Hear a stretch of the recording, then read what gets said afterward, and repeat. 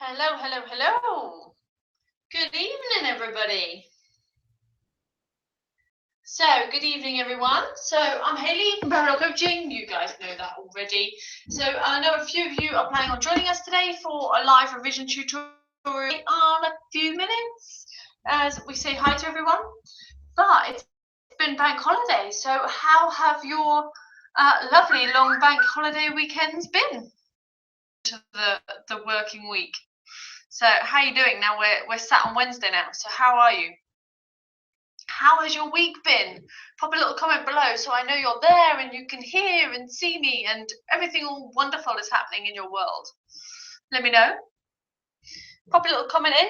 If you're watching on YouTube live, then this is your comment box. You need to sort of wiggle your mouse around and you'll find up in the top corner a little place where you can leave a chat. This would be a little blue kind of square. If you're on Facebook Live, it's really simple. You literally just comment underneath. Easy. So let me know how your week's been. If you're watching the recording, by the way, fast forward a few minutes so that you can leave all this wonderful stuff whilst I wait for a few people and get stuck into the content. Definitely today, we're going to go through what the difference is and how to remember the difference between concentric contractions and eccentric contractions. I've got an awesome little tip to help you remember it. Usually whenever I drop that as a knowledge bomb, people kind of get pretty excited about the fact that that helps them massively moving forward. So that's the plan on that one. In relation to other questions, just drop them below. So pop a little comment in. I want to see your questions and then we can sit and chat for a little while all about the types of questions that you particularly have. I had a couple come through an email that I'm going to do as well, and there's a few in relation to the principles side of things. But it doesn't have to be exam related, so if you've got particular questions, then just fire them away. I'd be really happy to chat. How has your weekend been? First off, let's get some comments in here. How has it been? Pop a little comment below. Let me know how things are.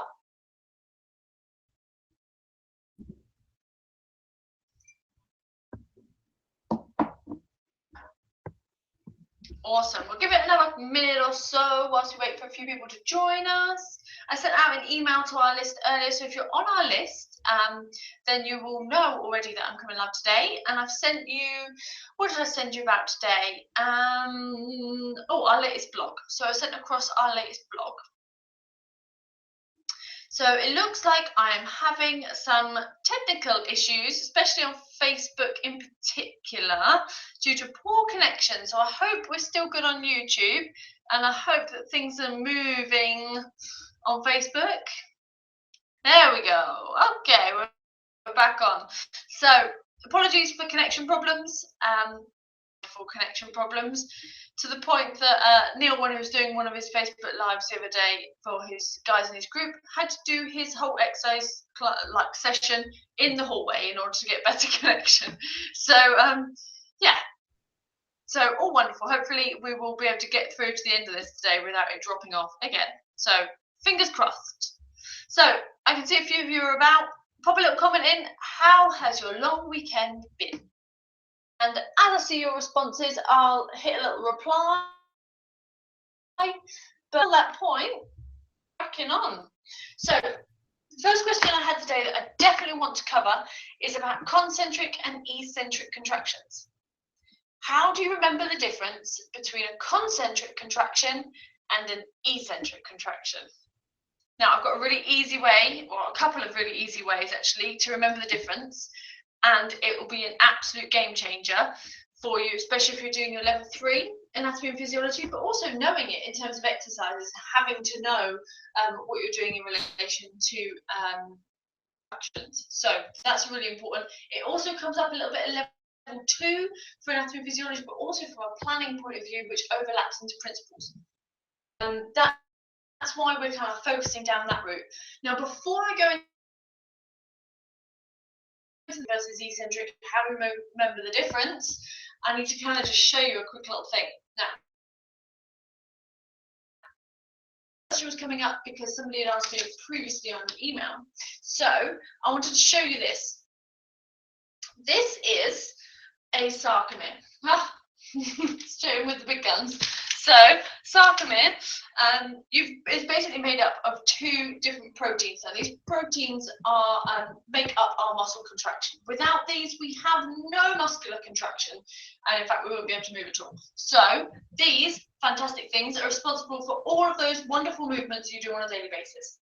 So first up, you've got this bit in the middle that looks like a really badly drawn caterpillar or a rowing boat from above. And this bit in here is your myosin. Now, the myosin is basically got these little sort of golf club type protrusions with little heads on the end. And then there's also this actin, which is and they basically interlock. And then their job is to latch on. So if you can see the end of these myosins, the myosin basically has this has our ATP sat on the end. So if you think of adenosine triphosphate, then that sits on the end here. And as it's sitting on the end, that means that that encourages the attachment from the myosin onto the actin. So they attach together, and then like tug of war, they kind of pull towards each other. So instead of looking wide like this, the two actin, the two actin pull towards, get pulled in like tug of war, get pulled in towards the myosin. So you end up with a short, it'll look shorter. So it kind of crumples up and looks shorter. Awesome. Great to know that this is one sarcomere made up of actin, which is the thin bit, and then myosin, which is the thick bit. Now, the way I remember the difference between this is that the myosin is fatter one, but the way is that actin is thin. So actin is thin. It's kind of got most of the letters of the word thin in there. So if you remember, myosin is fatter, actin is thin. So awesome. So that's how you can remember those bits, but you've basically got your actin and your myosin. These two proteins contract together to create, like they move towards each other in order to create a contraction. Without that ATP sat on the end of the myosin, no contraction happens. Are you with me? Give me a couple of likes if you are. Hit me a couple of likes just so I know that that bit makes some sense and you're with me and you're vaguely interested in what I'm saying today. So, got this side of it in relation to sarcomeres. Then, alongside that, it's now about what happens every time one of those happens. So, these are microscopic, like these are tiny in your body. So, what we're looking at is now each one of these sarcomeres, we're going to stack up end on end. So, I want you to imagine I've got loads of these, like all lined up. I'm going to run out of space. So, they all line up. And then that, as one long line, so you go from sarcomere to muscle fiber. Now, muscle fiber is a long line of sarcomeres. So you can imagine if I zap that muscle fiber with a nerve that says go, contract, it's all going to fold up.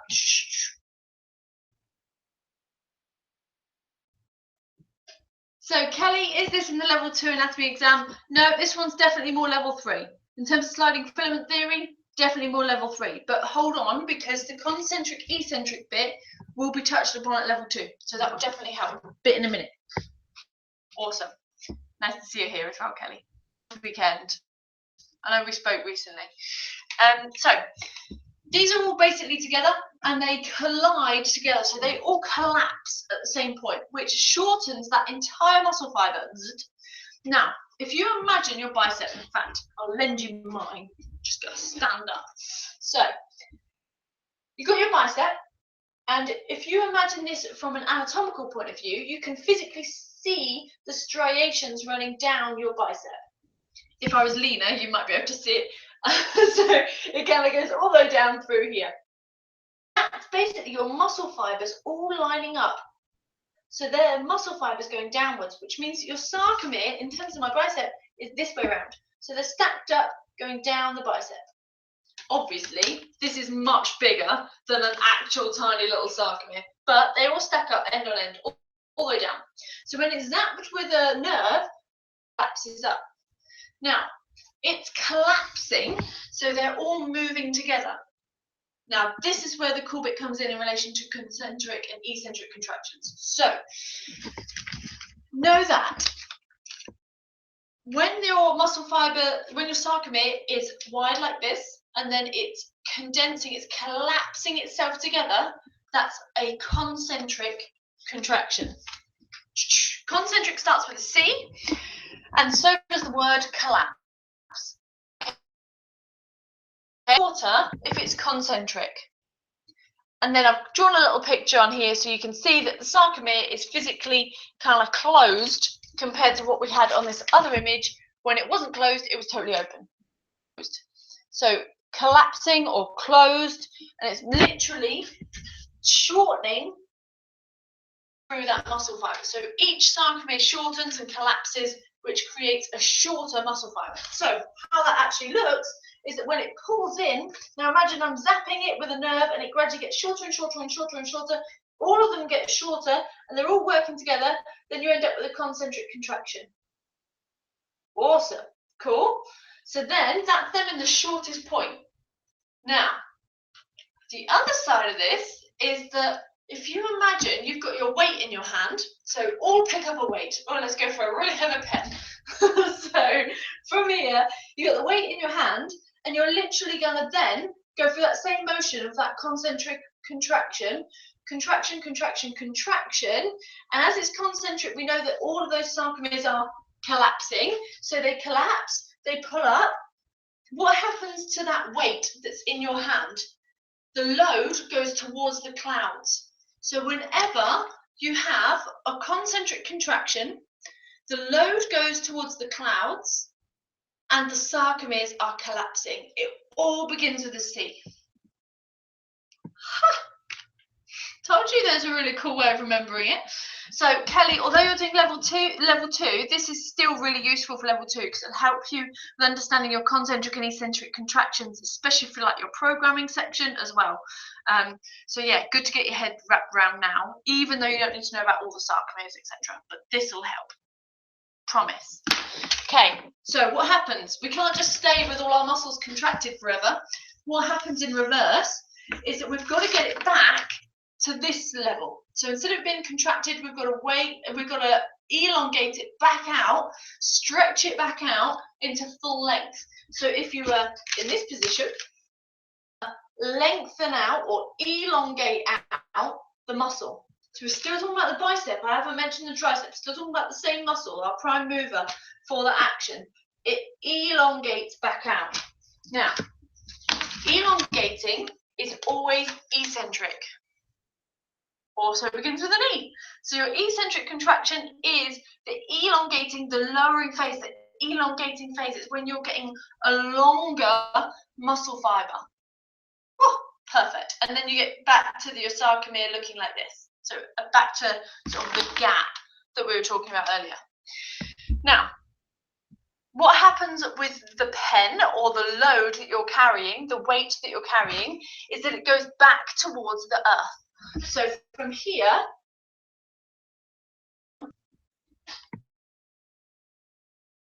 so E, eccentric, earth, and elongating. So an eccentric contraction is when the load goes towards the earth and you're elongating your muscle fibers or your sarcomeres. There's a difference between concentric and eccentric muscle fibers, or muscle contractions, should I say. Fab. If I could just get a little bit of feedback from you, that'd be great. Has this been vaguely useful in explaining the difference between concentric and eccentric contractions? Whilst you're thinking about it, stop you getting confused. We're also going to talk about it in relation to, name me an exercise you want me to talk about it in relation to. Pop a little exercise below so I know what exercise you would like me to talk about it with. Because the biceps kind of easy, isn't it? You go, yeah, concentric, eccentric, yeah, I get it. Concentric going to the clouds, you can see it. But what exercise is a little bit different to that? So ping me a little message underneath. Does it give me an exercise that you would like me to go through? Let me check what's going on the whole YouTube world.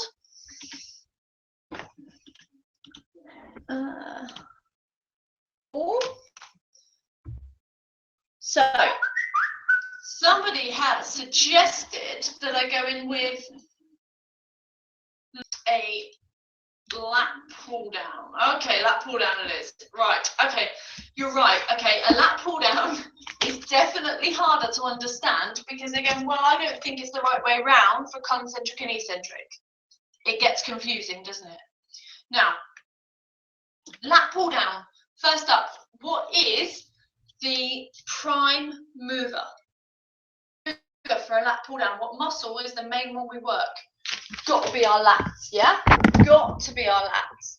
So our latissimus dorsi is our prime mover. So we know we're going to really be talking. Hey, Stu actually said lat pull down, perfect. So we're actually going to be talking about the lats in relation to it. So think lat pull down, think lats. Okay, so lats. Your lat pull down position, I want you to imagine it with me. You don't have to do it if you're in public. I get that's fine, do it with me. So you've got your thigh pad on, whenever you're facing the machine, you're pulling down. Happy that that's the motion for a lat pull down.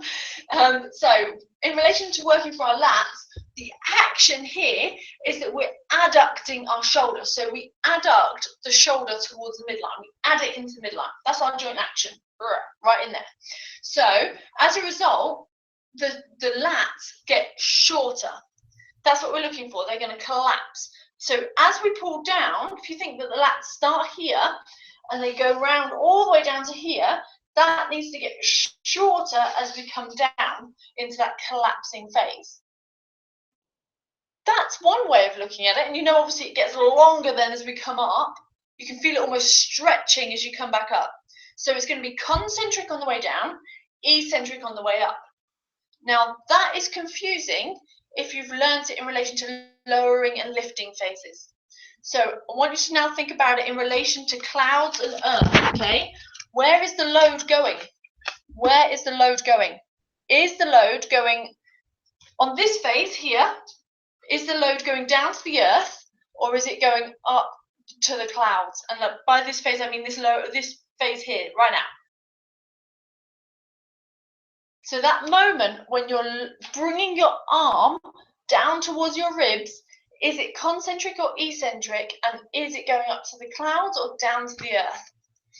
Have a little think for a second. What would you go for? So basically, as it's pulling down, I know we've got a little lag on these comments. As it's pulling down, you're going to be concentrically contracting your latissimus dorsi, collapsing, but also the weight is going up to the clouds. Why? If you look at that stack as you're doing a lat pull down, what happens to the stack? It goes up. So you're pulling it down and it goes up because the pulley changes it around, compared to if you're doing a bicep curl when you're literally lifting the weight. Whereas then when you lower it back down, you're lifting your arm up, but the stack rests on top of itself again. So it's what is happening to the load. The load is the stack, the physical weight. Are you moving it against gravity? Is it going up against the clouds or down into the earth? Always about the load. Eccentric goes to the clouds, load goes to the clouds, and then the muscle that we're talking about, the prime mover, is collapsing. Same thing for lat pull down. Think about the bicep. Here, gets shorter, collapsing, and then elongating. Same kind of thing. Perfect. Any other exercises you want me to go through in relation to clouds? Someone said press up. So press up on here because we're thin around. But in relation to a press up, if you're in this kind of position, you start off here, don't you? And actually let's start off at the floor. So you're laying flat on the floor, nose on the floor, hands underneath your shoulders in line with your chest, and then you're going to push yourself up so you've got straight arms. Yourself up, your body is the load, so is your body load going up to the clouds or down to the earth on that phase? It's going up to the clouds, so that must be your concentric phase. It's exactly the same, even though it's body weight, the same principle applies. It's just your body weight is the load that is moving it either up to the clouds or down to the earth. So the eccentric phase is this moment here. This is that moment. I feel like I'm doing a little funky chicken dance. I'm so glad I'm not doing this in public. I hope you're joining in with me somewhere. Please tell me this is making sense. Okay, so concentric and eccentric, a lot of sense. Every time I've explained this to people, there's usually a lovely little penny drop aha moment, and I love hearing that. So please do let me know that that is good and you've had a penny drop. In fact, just give me a couple of little likes, like tap a few little thumbs up and likes, so that I know that I'm heading in the right direction with the information I've shown you, and we can kind of go from there. If you want me to give you any more examples of muscles or exercises that you can't see how it would work for, so just ask away. Similarly, if you have any other questions about anything else, then please do ask away. Now, the other day when I'd done this, to look online at the comments on my phone for Facebook Live, and the live. So I'm gonna head on over, just bear with me whilst you're having a little look and popping in all your questions that you might have. I'm gonna go over and have a little look and check that we've got any seated row stew. Okay, lovely. I'm glad you popped that one in. I will check this one out as well. We definitely have a lag in time, don't we? Okay, right. Stew, I will do seated row for you. So seated row again is a machine, so it's totally different. Perfect. Okay, come on. So my computer is going nice and slow. Bear with me. Just checking I've got all of your comments on Facebook, because my phone for some reason doesn't like to show them all at once.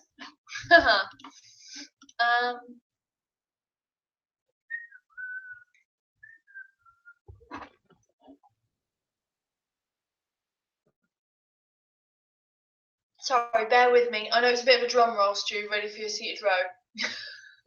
Bear with me.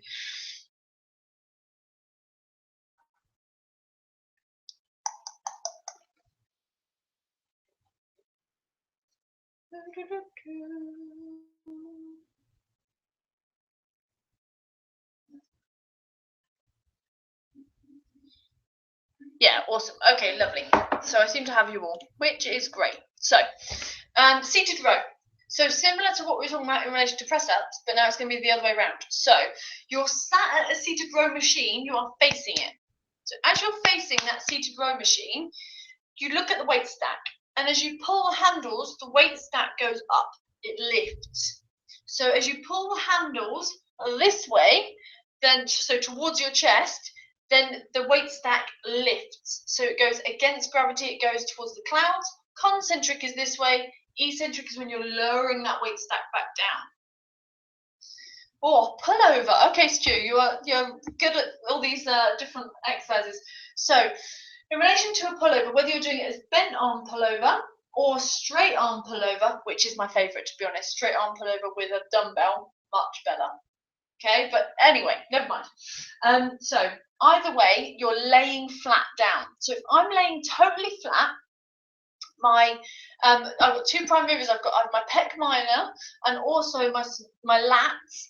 So from here, and my actual main part of that movement is to lift it up here. And actually, you know the concentric, because it's the one that hurts the most. So you're in full range of movement here, laying down.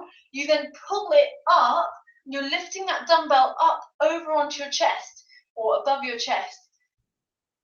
Concentric phase, where you're lifting it towards the clouds. And then eccentric as you lower it back down towards the earth. So concentric up to the clouds, eccentric back down to the earth. Does that make sense, Stu? You happy with it? Awesome. So let me know that makes sense and that you're still with me. Any other exercises, pop them in. If not, I've had a couple of questions come in relation to a couple of principles type questions. So Mike, you're saying, how do you remember the difference between a long-term adaptation and a short-term adaptation? So this might also be appropriate for yourself as well, Kelly. So Kelly, this could be really useful for you because you're going in obviously into your level 2 exams. At level 2 principles, they ask you what is the, like, so they'll say, what is a long-term adaptation for exercise? Stu, I'm glad that was helpful. I've only just seen your comment of quality. I'm glad it was quality. In relation to the principles and remembering the difference between long-term adaptation and a short-term adaptation. Now, quite often the long-term is classed as a benefit. This is going, okay, and actually you've got a long list. You've got to learn for long-term adaptations for principles and short-term adaptations. So if you think of cardiovascular exercise and all the benefits you have of doing cardiovascular exercise, there's a lot in terms of the physiological benefits for your heart, for your lungs, for your mitochondria, all of those different things. You've got to know which one's a good thing to happen and which one is a less good thing to happen, because that's generally what the questions will ask you. So, for example, on cardiovascular system, if it says, what is a long-term cardiovascular adaptation for exercise? This means that Sally's been going to the gym regularly for, say, 6 weeks, 8 weeks, a year. She's been going to the gym regularly, and as a result, what has changed in her body? So we know it's going to be a positive thing because exercise does positive things to our bodies, and it's about the benefits of exercise. So it's not going to be that her blood pressure has increased. It's going to be that it's reduced. It's going to be that her heart gets stronger, so her resting heart rate will be reduced. So it's about adaptation to have or a bad adaptation. What are they asking you? 1 second whilst I plug my laptop in because we're about to disappear. Okay, we have business. Right, sorry about that. So, when you get that error light come on, it goes, warning, your battery is low. Cool, that one's sorted. So, and then in relation to the long term is always a benefit. Short, and then compare it to things that aren't a benefit. So it will be like reduced blood pressure, and then it'll have increased blood pressure. You already can do a 50-50 of those two, knowing that it's going to be a good example, a good benefit, rather than the thing that gets worse. It's not like you do exercise and you get worse blood pressure. It gets better over a long term. Whereas when you're in the short term, think about the risks and the changes that happen whilst you're actually exercising. So the best way to do this is to take it to its extremes so you can imagine it happening to yourself.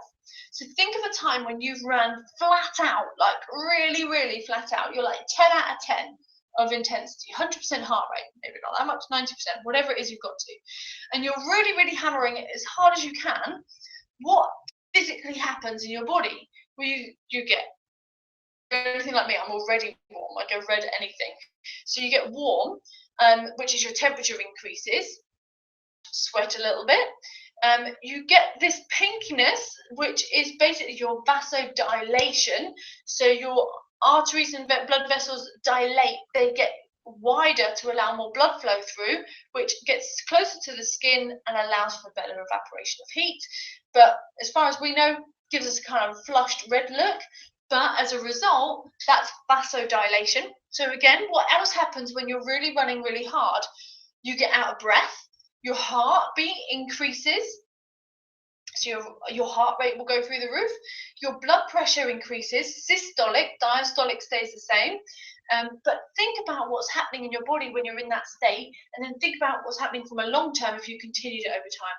So the best way to remember those differences, Mike, yes, is to know that you've got long term is always going to be a good adaptation. It's always going to be a benefit as a result of doing regular exercise, whereas the short term bits, the short-term side of it is always going to be how it feels when you're exercising, and usually that includes some sort of caution.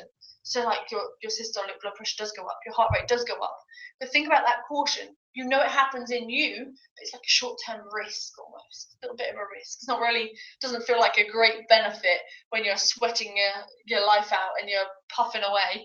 It's not, doesn't necessarily feel like a benefit, but long-term, you know, it will adds up. Mike, I hope that helps. Give us a thumbs up if it does. And that's on YouTube. Awesome. Any other questions, guys? Pop in some questions. I've seen a few come through. There's certainly been a couple on Facebook. So pop a few more in as we go through. Tanya. Okay.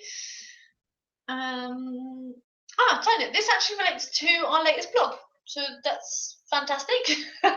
I can certainly signpost you towards the blog, and it's appropriate for level 3 anatomy and also for level 2 principles. And this is about lordosis and kyphosis. How on earth do you remember the difference between them? So the easiest way to remember the difference is kind of another silly way of remembering them. So apologies for all my strange memory tricks that I like to play on your minds, so that you make you giggle at least in the middle of your exam. But she's saying, how do I remember the difference between lordosis and kyphosis? Now I'm guessing that you just get a little bit mixed up with the wording. You know that one affects lower back, and you know that one is kyphosis. Affects your upper back. Gave it away. So the one to always start with is lordosis. The reason why I like to start with lordosis when I'm explaining this is because it answers the kyphosis can be the other one, but affects your lumbar. So another bit of what's it called? Alliteration, when it's all kind of the same L's and L's. So I'm going to write this one out. This one I couldn't plan for, so you've got to bear with me. I'm going to have to write as I go. So a little bit of alliteration for you for lordosis. Lordosis, we're happy with that, begins with an L. Yeah, easy, lovely. Now it affects your lumbar spine. So it's just in relation to your lumbar spine. That also begins with an L. Great, awesome. So you know that your lumbar spine is this bit here. And a nice way of remembering that, you might hear people talk about lumbar support when they're talking in their car, for example. They want support to their lower back, the bit that hurts, generally, that people get aches on. But it's the lumbar spine for in there. It's generally got a nice lordotic curve naturally to it. Mine's not a great example of that because I don't have much curve, but through here, generally you have a nice kind of gentle lordotic curve. Now in some people, it's hyperlordotic, which means that there's a real exaggerated curve. So it means it's hyperlordotic. It's not just lordotic like a gentle lordosis, it's a full hyperlordotic curve. Now, we know that that is obviously lordosis happens in the lumbar, remember L for L, but how do you remember which way round it is? We know that it's always gently this way, but the way I like to look at it is if you think of a lord, so let's say a lord of the manor, how would he stand? And pretty proud. We're talking absolute stereotypes now, so apologies if I offend anyone, but it's great for helping you remember stuff. So he stands proud as the Lord, okay? He's standing pretty proud with his chest, but he might kind of stick his very portly belly out. So I want you to imagine a lord of the manor that's got a portly belly. He kind of sticks his bum out a little bit, his belly out, but he stands very proud in his upper chest. Now that is very different. So I'm going to write Lord of the Manor on here as well. That is very different to the posture of kyphosis. So lordosis, lumbar, and then lord of the manor. So remember, lordosis will affect the lumbar spine, and standing like the lord of the manor that has a very portly little belly sticking out in the back, and then but chest is open. Now, this is opposite to kyphosis. Well, it's not opposite to, but it's different to kyphosis. So a lord of the manor is not going to stand like kyphosis, because kyphosis is a curvature of your thoracic spine. So, kyphosis, we're all a little bit naturally kyphotic in our thoracic spine. I don't have much alliteration for this one, I'm afraid. But kyphosis affects your thoracic spine. So you've got your thoracic spine, we're all slightly curved, some of us more curved than others. And that's called hyperkyphosis, where you're physically, got lots of pings going on. So as you're physically kind of hyperkyphosis, you're curving even more around. So kyphosis, hyperkyphosis here, which is the thoracic curve exaggerating over. So thoracic curve exaggerating. Now, if you go, well, Lord of the Manor doesn't stand sort of hunched down in this kind of anxious and nervous place, he stands proud, which will show to you the difference between it. Open chest compared to here, which is a closed chest. And somebody before said that it's a closed chest, but I know that of that, but it can help you still remember it because it kind of sounds the same. Kyphosis is a closed chest. So you got, my favourite is this one. So lumbar, so lordosis, it happens in the lumbar. If you think of Lord of the Manor, it allows for that sort of encouragement of extra curvature, open chest. Kyphosis is a closed chest, so it's that curling up. Cool. Any other questions? I would love to hear them. I have had a few pings, so I'm literally going to have a little look to see what's going on in the world. So bear with me.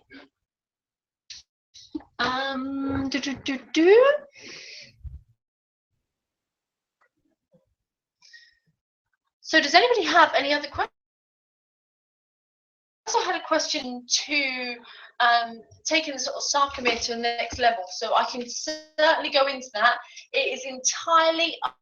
So if you would like me to go into more detail on things like connective tissue in relation to endomysium, perimysium, and epimysium, which are the surrounding layers of your muscle fibers, I'm more than happy to go through that. I also know it's a pretty dense subject based on everything we've already gone through.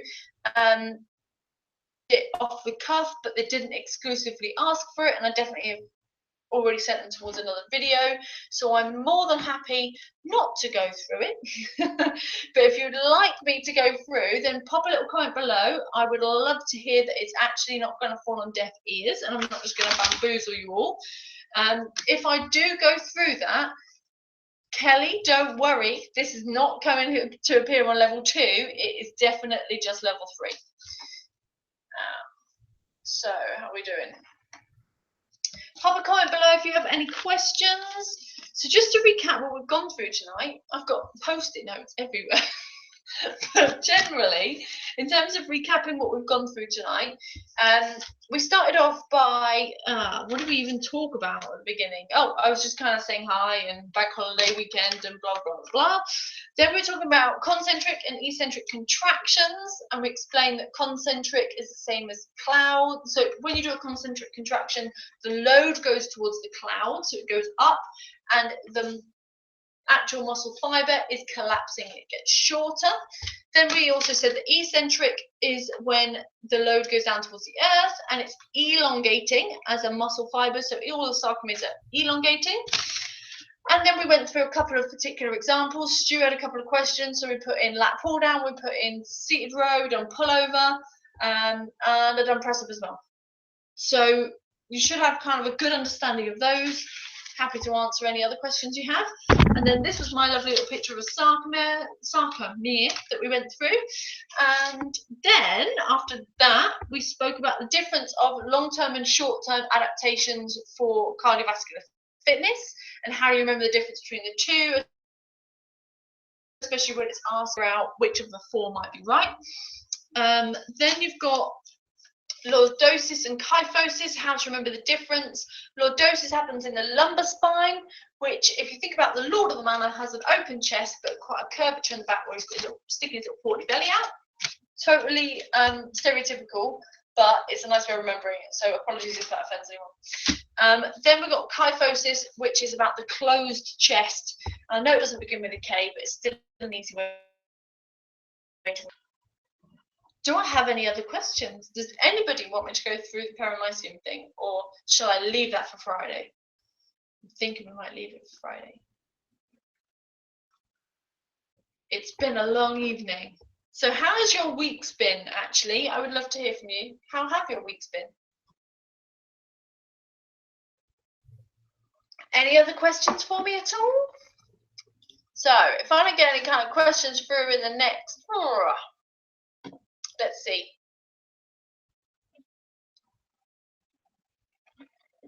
Next couple of minutes, then we'll go from there. So what we got? Lovely. Okay.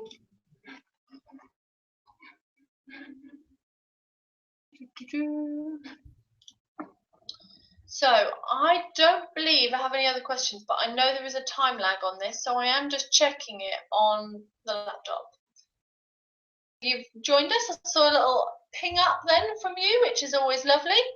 Any questions, Phil? How's it going with training your clients in general? I know you were very busy last time I spoke to you, especially in relation to your running clients. So pop a little comment in. It's always good to hear from you.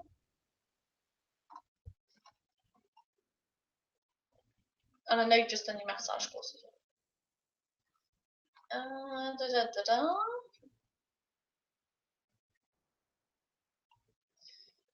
Okay, so also, just in relation to principles that we were talking about earlier, I had two questions about principles, one from Mike and one from Tanya in relation, in relation to lordosis, kyphosis, and also the difference between. In relation to principles, our principles revision mastery series is on at the moment on a discounted thing. Today is the last day.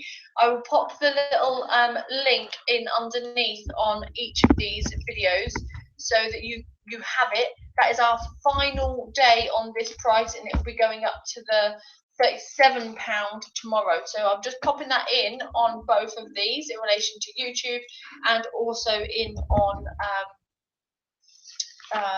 Facebook as well. So you should have those now on both. If you have any other questions, then pop them in. Phil, I'm glad things are going well. Really pleased doing that.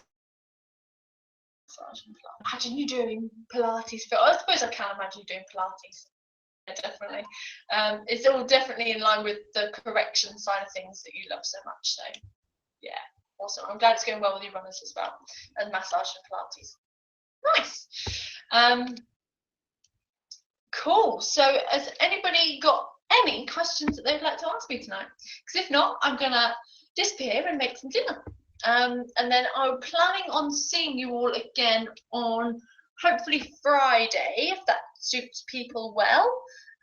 Phil, I'm glad you love it. That's cool. That's very cool. How are you doing with teaching classes in particular? And you were absolutely fab when you were teaching kettlebells to a group, so I have no doubt that you are absolutely rocking it. But it would be awesome to know how you're getting on in relation to classes and that kind of group dynamic side of it, that switch from going more one-to-one to then doing lots of group stuff. And also, I suppose, from the intimacy of massage straight through to Pilates. Lots of different dynamics to deal with. That's quite interesting. I'm glad you're enjoying it. Yes. Any other questions that people particularly have in relation to either anatomy and physiology revision? Kelly, I know that your exam is I can't remember now. I'm feeling a couple of weeks away, but you're doing your level 2. Have you got any questions based on the revision mastery stuff you've been looking through and the modules that you've had? Field variety is key, isn't it? Absolutely.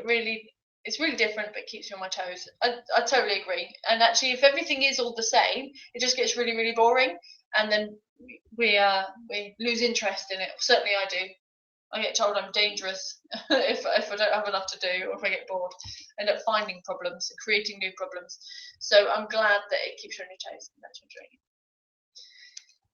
doing. Kelly, any questions for your level 2 at all? And Stu, any questions ramping up to level 3? Either way, I hope that everybody that has watched this has had good benefits, in particular in relation to concentric and eccentric. Pop a little comment below if you want to say what the biggest thing you have got from this today. And also, please, if you're watching the recording, still put in comments. I'll still do my best to hop in and answer them. So pop in your comments and I'll try and get back in there and answer them. And if I can't, I'll answer them on the next live that I do. Awesome. I wish you all the very best of evening, and enjoy yourselves and enjoy the end of your week as well. Like I say, any questions, pop them below and just have a fab one. Have an awesome evening and take care. All right, guys, take care. Bye. Right.